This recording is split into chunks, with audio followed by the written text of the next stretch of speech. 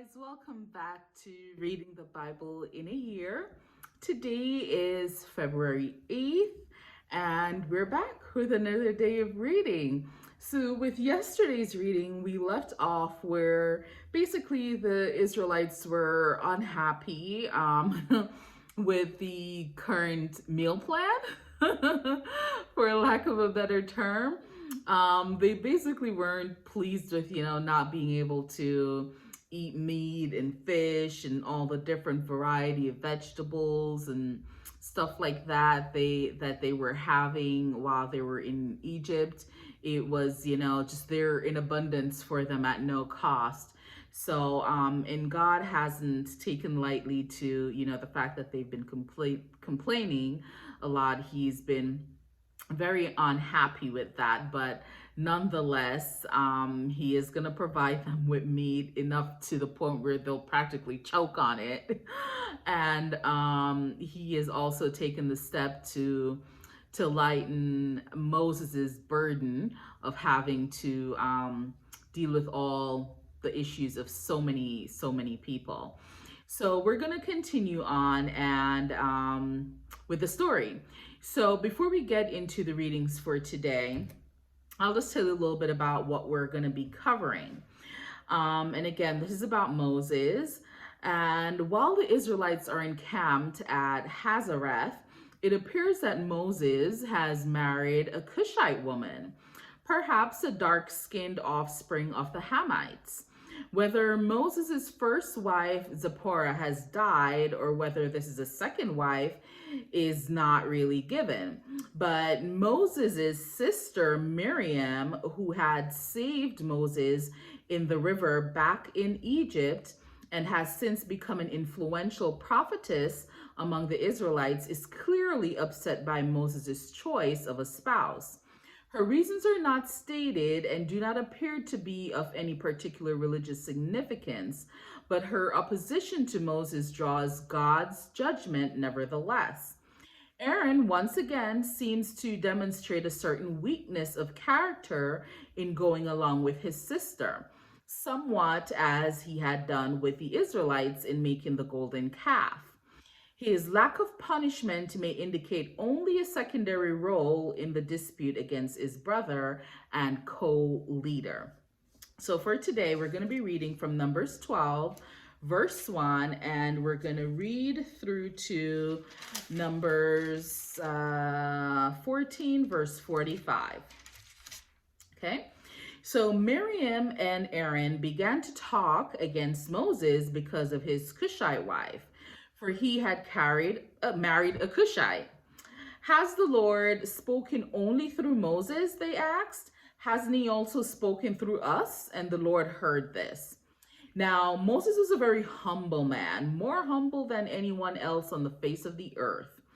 At once, the Lord said to Moses, Aaron, and Miriam, "Come out to the tent of meeting, all three of you." So the three of them went out. Then the Lord came down in a pillar of cloud. He stood at the entrance to the tent and summoned Aaron and Moses. When the two of them stepped forward, he said, "Listen to my words. When there is a prophet among you, I, the Lord, reveal myself to them in visions. I speak to them in dreams.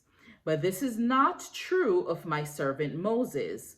He is faithful in all my house.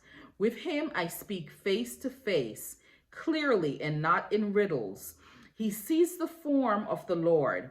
Why then were you not afraid to speak against my servant Moses?" The anger of the Lord burned against them, and he left them. When the cloud lifted from above the tent, Miriam's skin was leprous. It became as white as snow. Aaron turned toward her and saw that she had a defiling skin disease, and he said to Moses, "Please, my Lord, I ask you not to hold against us the sin we have so foolishly committed. Do not let her be like a stillborn infant coming from its mother's womb with its flesh half eaten away." So Moses cried out to the Lord, "Please, God, heal her." The Lord replied to Moses, "If her father had spit in her face, would she not have been in disgrace for 7 days? Confine her outside the camp for 7 days. After that, she can be brought back. So Miriam was confined outside the camp for 7 days, and the people did not move until she was brought back. After that, the people left Hazeroth and encamped in the desert of Paran. The Lord said to Moses, "Send some men to explore the land of Canaan, which I am giving to the Israelites. From each ancestral tribe, send one of its soldiers." So at the Lord's command, Moses sent them out from the desert of Paran. All of them were leaders of Israelites. The 12 spies, these are their names. From the tribe of Reuben, Shammua, son of Zakur. From the tribe of Simeon, Shaphat, son of Hori. From the tribe of Judah, Caleb, son of Jephunneh. From the tribe of Issachar, Igal, son of Joseph. From the tribe of Ephraim, Hoshea, son of Nun. From the tribe of Benjamin, Palti, son of Raphu. From the tribe of Zebulun, Gadiel, son of Zodi. From the tribe of Manasseh, Gadi, son of Susi. From the tribe of Dan, Amiel, son of Jemali. From the tribe of Asher, Sethor, son of Michael. From the tribe of Naphtali, Nabi, son of Vushi. From the tribe of Gad, Joel, son of Makai. These are the names of the men Moses sent to explore the land. When Moses sent them to explore Canaan, he said, "Go up through the Negev and on into the hill country. See what the land is like and whether the people who live there are strong or weak, few or many. What kind of land do they live in? Is it good or bad? What kind of towns do they live in? Are they unwalled or fortified? How is the soil? Is it fertile or poor? Are there trees in it or not? Do your best to bring back some of the fruit of the land." So they went up and explored the land from the desert of Zin as far as Rehob, toward Lebo Hamath. They went up through the Negev and came to Hebron, where Ahiman, Shishai, and Talmai, the descendants of Anak, lived.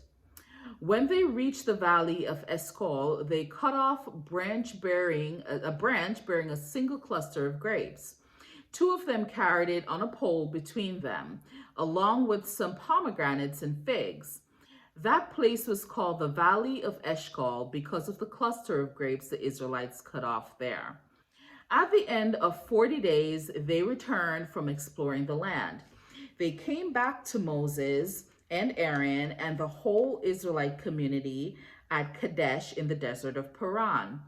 There they reported to them and to the whole assembly and showed them the fruit of the land. They gave Moses this account: "We went into the land to which you sent us, and it does flow with milk and honey. Here is its fruit. But the people who live there are powerful, and the cities are fortified and very large. We even saw descendants of Anak there. The Amalekites live in the Negev. The Hittites, Jebusites, Amorites live in the hill country, and the Canaanites live near the sea and along the Jordan." Then Caleb silenced the people before Moses and said, "We should go up and take possession of the land, for we can certainly do it." But the men who had gone up with him said, "We can't attack those people. They're stronger than we are." And they spread among the Israelites a bad report about the land they had explored. They said, "The land we explored devours those living in it. All the people we saw there are great size. We saw the Nephilim there. The descendants of Anak come from the Nephilim. We seemed like grasshoppers in our own eyes, and we looked the same to them." That night, all the members of the community raised their voices and wept aloud. All the Israelites grumbled against Moses and Aaron, and the whole assembly said to them, "If only we had died in Egypt or in this wilderness. Why is the Lord bringing us to this land only to let us fall by the sword? Our wives and children will be taken as plunder.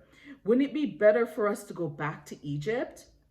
And they said to each other, "We should choose a leader and go back to Egypt." Then Moses and Aaron fell face down in front of the whole Israelite assembly gathered there. Joshua, son of Nun, and Caleb, son of Jephunneh, who were among those who had explored the land, tore their clothes and said to the entire Israelite assembly, "The land we passed through and explored is exceedingly good. If the Lord is pleased with us, he will lead us into that land, a land flowing with milk and honey, and will give it to us.